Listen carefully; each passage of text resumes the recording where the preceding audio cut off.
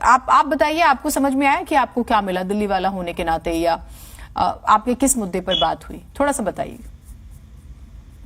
जीनत जी धन्यवाद। कि मैं दोनों बातें करूंगा, राजनीतिक दृष्टिकोण से भी और तकनीकी बातें करूंगा। कि यहाँ पर ये सीबीआई ने अगर तलब करा दिल्ली के माननीय मुख्यमंत्री को, तो उसके पीछे वजह क्या थी? अगर आबकारी नीति इतनी बढ़िया थी, रोल बैक क्यों हुआ? और यहाँ पर जो प्रॉफिट मार्जिन है, कमीशन है, उसको कैसे बढ़ा दिया गया? और सबसे बड़ी बात है कि आम आदमी पार्टी की अगर बात करें, मैं दोनों की बात करूंगा, खामियां उजागर करूंगा, आम आदमी पार्टी की भी, भाजपा की भी। तो सबसे बड़ी बात है कि यहां पर जब वो खुद बोलते हैं, बार बार इस शब्द का इस्तेमाल करते हैं, रेफरेंडम, पब्लिक ओपिनियन, की पब्लिक की एक आम आदमी की राय लेंगे, हम शामिल करेंगे जो भी नई नीति बनाएंगे। और यहां पर अगर गवर्नर साहब की बात करें, उपराज्यपाल की बात करें, या बाकी जो लीगल ओपिनियन थी, सबको नजरअंदाज कर दिया गया। और सबसे बड़ी बात है, जो शराब की कंपनियां थी, उनको ड्राफ्ट का जो प्रक्रिया थी ड्राफ्ट बनाने की, तो वहां पर उनको साथ में शरीक करा गया। इसके पीछे क्या मजबूरी थी? ऐसी नौबत क्यों आन पड़ी? ऐसे तमाम सवाल हैं जो CBI face to face interrogation करना चाहती थी। अगर 9-9.5 घंटे पूछताछ हुई है दिल्ली के माननीय मुख्यमंत्री की, उसके पीछे वजह है।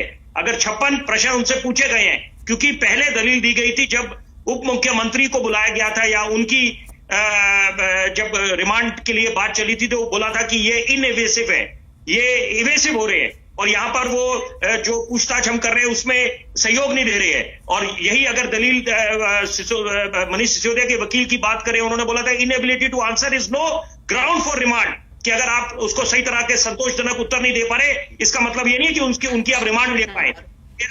क्योंकि मुद्दा न्यायपालिका के पास है, और यहां पर अगर बेल उनकी खारिज करी गई है, सत्येंद्र जैन की बात करें, मनीष सिसोदिया, तो यहां पर भरोसा रखना चाहिए न्यायपालिका पर। और सबसे बड़ी बात है, क्योंकि यहां पर ये मुद्दा कोई साधारण मुद्दा नहीं है। अगर ये आप इसको कथित घोटाला बोल रहे हैं, निश्चित बात है कथित घोटाला है, जब तक मामले की पूरी जांच ना हो जाए, जांच पड़ताल ना हो जाए, मामले की तह तक न जाए, हम लोग किसी को दोषी करार कर दे, सरासर गलत होगा। लेकिन यहां पर जब तक पूछताछ नहीं होगी, आप पूरी तहकीकात नहीं करेंगे, तो यहां पर सच्चाई तक कैसे पहुंच पाएंगे?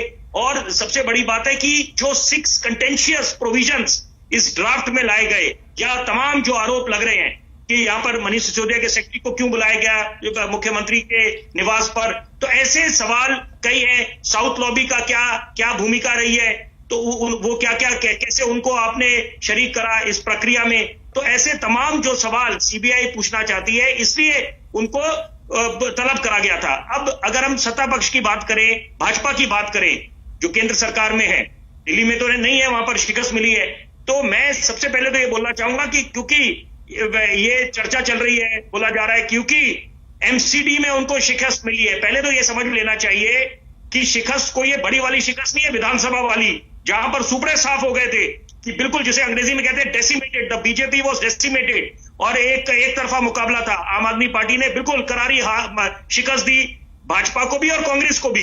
तो ये वो वाला हल नहीं था, 100 सीटें 100 वार्ड से ज्यादा निकाले हैं भाजपा ने, ये जो है एमसीडी के चुनाव हुए थे। बहरहाल मुद्दा यह है कि जो मुस्तैदी भाजपा दिखा रही है, जो बाकी विपक्ष के नेताओं के खिलाफ कार्रवाई हो रही है, तो ये अपेक्षा करते हैं एक आम आदमी, देश का नागरिक, कि वही मुस्तैदी, वही फुर्ती ये लोग बाकी नेताओं के भी खिलाफ दिखाएं। तो क्योंकि ये कहना तो बिल्कुल सरासर गलत होगा कि सबका दामन पाक साफ है, ऐसा तो नहीं है।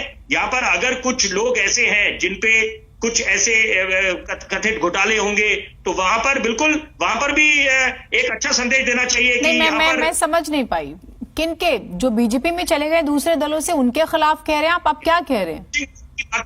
मैं उस वॉशिंग मशीन वाले वाद विवाद में नहीं पड़ूंगा।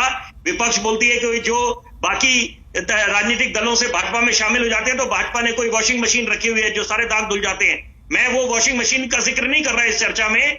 मैं बड़ा गंभीर मुद्दा है, मैं इसलिए ये विचार रखूंगा आगे कि यहां पर जो विपक्ष कुछ नेताओं की बातें करते हैं कि जो जैसे अगर आप हिमंता बिस्वा शर्मा की बात करें, तो वहां पर कोई भी ऐसे नेता हो, तो देखिए हम लोग तो कुछ ऐसे बोल नहीं सकते, क्योंकि जब तक मामले की जांच ना हो।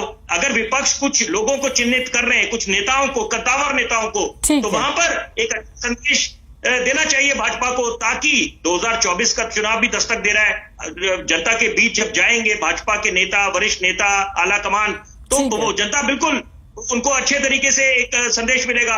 लेकिन यहाँ पर एक बात समझ लेनी चाहिए कि यहाँ पर ये हम लोग जल्दबाजी करते हैं, बोले कट्टर ईमानदार, भाषा का जो आपको बयानवीर नहीं बनना चाहिए कि चाहे किसी के भी आप बात करने लगे। ठीक है, वो नियम सब पे लागू होते हैं।